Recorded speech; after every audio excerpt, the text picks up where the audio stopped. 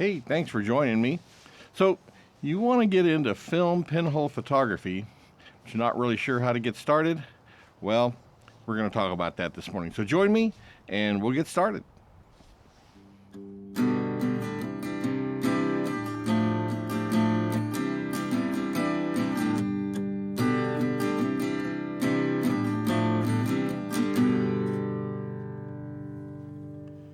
So let's talk about the cameras. That's kind of really the heart of where it starts. So when I got started in pinhole photography, actually I made a pinhole camera out of an old Ricoh twin lens camera, and I made it a long time ago, and kind of stuck it on a shelf and didn't really use it, which is kind of dumb. But after I made it, I thought, okay, I made a camera, that's neat, and I just really wasn't that drawn to it at that time. Later, when I became interested in actually trying it out, I pulled this thing back out and shot a roll through it and thought, well, that's pretty interesting. It really wasn't that dramatic to me, though. It's the standard focal length you get with a regular twin lens camera. It wasn't anything too exciting, but it kind of got me started. And then I made this camera, which I talk about in another video. I'll put a link in the description down below, so if you want to read more about it specifically. But the thing that's unique about this camera is that the distance from the film to the pinhole is very short. It's 28 millimeters. And on 6x6 format, 120 film, that's pretty wide angle. I don't know that you can go out and buy a 28 millimeter lens for a medium format camera. That's pretty wide. So then I started getting some of those really dramatic wide angle images that I saw other people doing. And that's one of the things that's really unique about pinhole photography when it comes to the cameras. And there are a lot of them out there available commercially. We're going to talk about that. But there's a lot of them available that have a very short focal length like this. You get very wide angle cameras.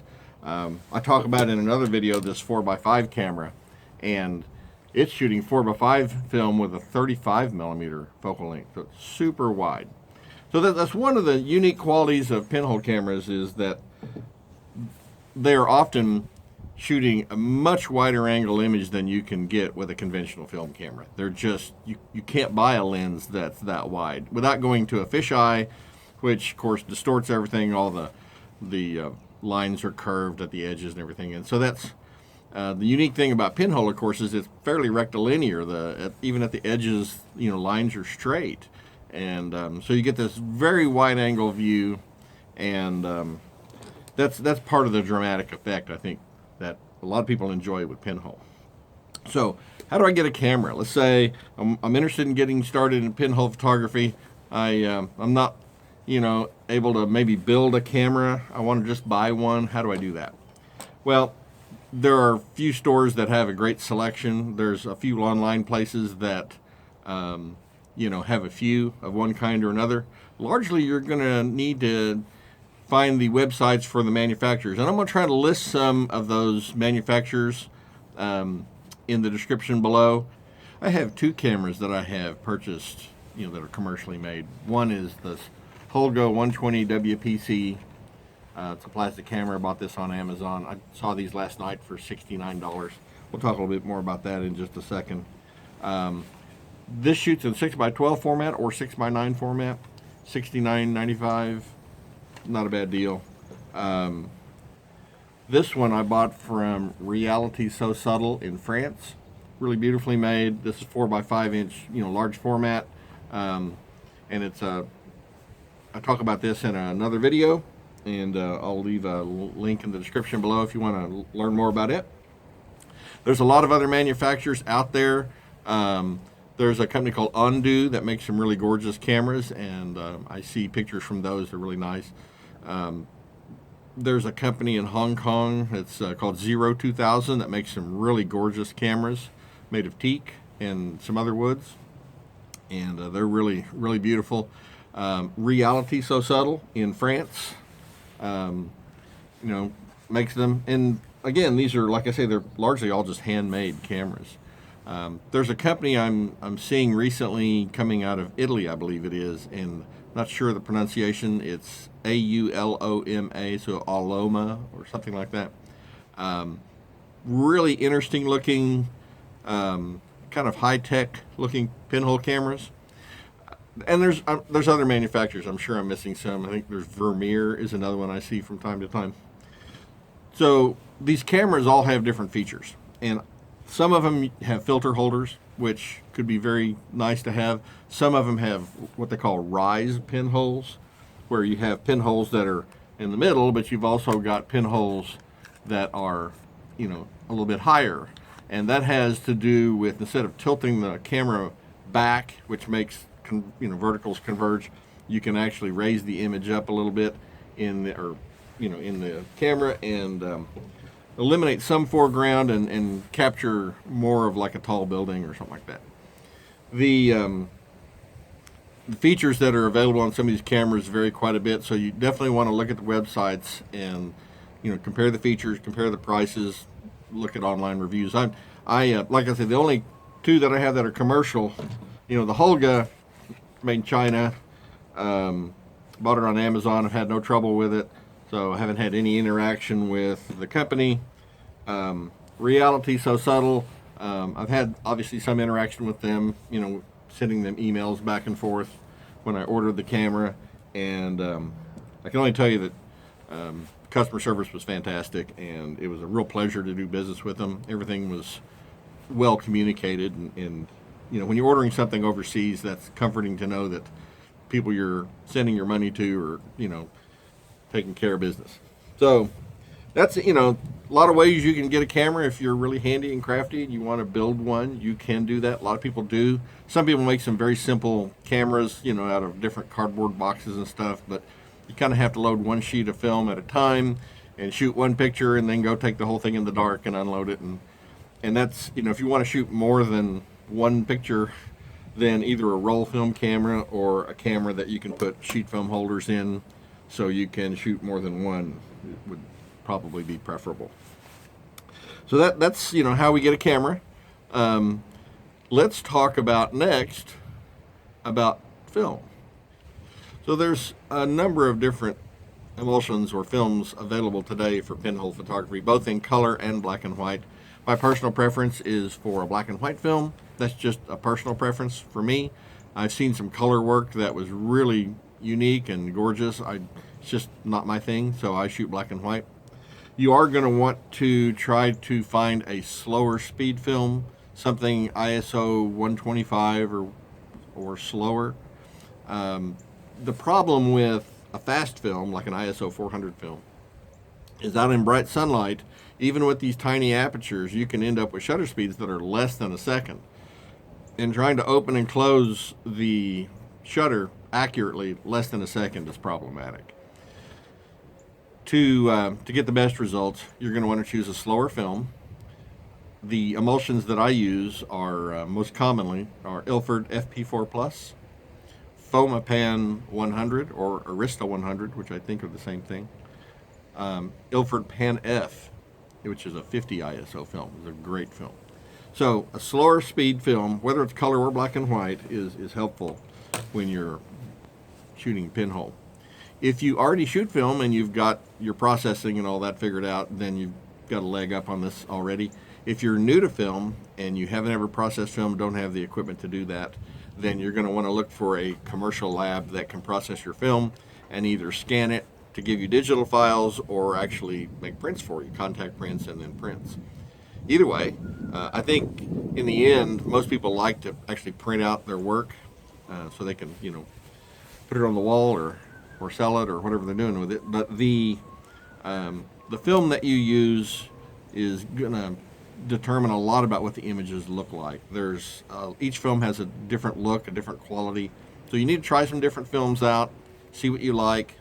When I say you need to prefer slower films, that's in general true, but if it's a day like today where it's all gray out, then you could easily get away with an ISO 400 film like Tri-X or Ilford HP5 Plus. So on a gray day, don't be afraid of a faster film, but if it's bright and sunny out, definitely a slower film. Next, let's talk about some of the accessories you need. Okay, accessories. What all do we need to go with this camera to be able to take pictures? Well, like any camera, you've got to be able to determine exposure. So the first thing is a light meter. Now, to be honest, the thing I use the most is my cell phone. I have an app with a light meter, a light meter app. It works fairly well. It's got a spot meter option. It's not a 1 degree spot, but it's a zoom in spot meter option. The app I use, you can actually custom program apertures. So if I'm using a camera, that has an aperture of f135, I can actually program that into the app and directly meter f135. If you don't have an app that does that, or if you're using a regular light meter, like this ancient old Sekonic, or maybe a spot meter, like this Minolta, then most of the time you're gonna, and you can find these online, but you're gonna need to calculate an available aperture that you can meter, like f16 or f22, and calculate what the actual exposure would be at say 135. So, like I say, often when I'm just trying to go out with the pinhole camera and as little stuff as possible, I'll just grab my cell phone, which I have with me all the time anyway.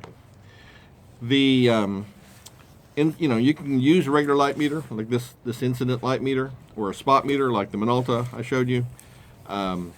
If I'm wanting to get really critical about exposures and making sure my shadow detail is available or visible, and I tend to do that maybe more with large format, conventional photography than I do with pinhole. You can definitely use a regular light meter, but you'll see a lot of creators of pinhole, this is what they use. So you don't have to go out and spend extra money. If you've got a cell phone, you can download an app. I actually did pay for the paid version of the app, which I think was $5. So, that's maybe worthwhile because I got some extra features. So the apps actually work quite well. In some cases, depending on the camera, like we talked about with this Holga, you're going to need a cable release. And that's one of these things, for those of you that have never shot film cameras, if you've only shot digital, this thing has a little plunger that comes out when you push the button. If you can see that. Doesn't really show up that great. And this screws into the tripod, or the cable release socket on the camera. And then you can actually see when I push the button, it opens the shutter. So if you have a camera like this Holga, you're going to want a cable release. Even this thing, I can hook a cable release to it, and that way I can activate the shutter without vibrating the camera. So cable release, these you can get online on Amazon very inexpensively. So you want a cable release. The next thing is a tripod. Now, you can see I have like this old Gitzo. Actually bought this little Gitzo Traveler at a thrift store, believe it or not. Great little tripod. Usually when I'm shooting pinhole, the pinhole cameras are very light. So you don't need a big, heavy tripod in general. Now this 4x5 is a little bit heavier, so I'll maybe use a little bit heavier tripod with it. But you don't have to have anything fancy or special. This tripod was probably made back in the 60s. And Gitzo makes really, really great tripods that just last forever. You don't have to spend a lot of money on a fancy tripod, though. One of the things that you'll see a lot of pinhole photographers do, however, is get the pinhole camera really close to the ground. And it creates a look that, it's anytime you can take a picture and give the picture a look that isn't just normal eye level. So when we shoot from a different perspective, higher or lower than the typical view from eye level, then we create a look or a perspective that's unique. And so tabletop tripods are really popular. I have this tabletop tripod here. This one is from a company called Came TV, C-A-M-E TV. And so it's a great little tripod. Another tripod that I tried using was this little Joby Gorilla Pod. Supposed to be able to wrap this around things and whatever. I never really fell in love with it. Some people like them for different things, but that's, with a lightweight pinhole camera, that's maybe an option. One I just recently purchased, and I think I'm going to really like, is this little Pixie Evo tabletop tripod by Manfrotto. it legs will extend on it if you want it to be a little bit taller, or you can, you know, shorten them. And there's intermediate adjustments. It's not just in and out all the way. You can adjust it at different levels. There's a switch on this that you can switch it so that the legs only go out so far, and therefore it stands up a little higher. Or you can flip this back and the legs go out pretty much almost straight out. They're really out there. So with this, I can set this, you know, camera on this. I can get it on the ground. I can get my camera really low to the ground. So I'm looking forward to actually using this. I haven't actually used it for a pinhole camera yet.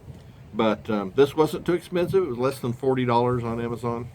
And Manfrotto is Manfrotto, I'm not sure how you say the name, is a name that's been around forever. For those of us that are a little bit older, we knew them as Bogan a long time ago, Bogan tripods. And but all the Bogan tripods are made by Manfrotto. So this is a cool little tripod, doesn't weigh too much. It is really neat sometimes to just take your pinhole camera and a little tripod, like a tabletop tripod like this, and your cell phone, and go out and take pictures, you know, load a roll of film, take the tripod, your cell phone, you don't have a lot of stuff with you, and out you go. And that's one of the cool things about pinhole photography, is you don't have to have a lot of stuff. It's a very simple process. Okay. The next thing I want to talk about, reciprocity. If you're a film photographer, you've probably heard that term. If you're into pinhole photography, you hear it a lot. So reciprocity failure is when exposures exceed about a second with film, the relationship between the time and the aperture fails, and the exposure times have to get longer. Now, most film manufacturers have what they call reciprocity tables that you can find online for each type of film. Some films have almost no reciprocity failure. Some films have significant reciprocity failure, and that, for some people, really determines whether they'll use a film or not for pinhole. So what happens is, when your exposure times exceed a second, you'll have to add extra time to your exposure to compensate for the reciprocity failure. Without getting into real technical stuff about how that works, like I said, you'll want to download the tables from, you know, the manufacturer of the film you're using, and each one of those will show you, you know, if your exposure time's, you know, 5 seconds, then add however many seconds to make it correct. Ilford actually has an app that I use on my phone. So when I'm using Ilford films, I just open up that app and I enter the amount of time that the meter tells me for my exposure, and click the calculate button, and it tells me what the exposure time ought to be with the reciprocity failure. So if you're shooting Ilford film, their little reciprocity app is great, and I use that.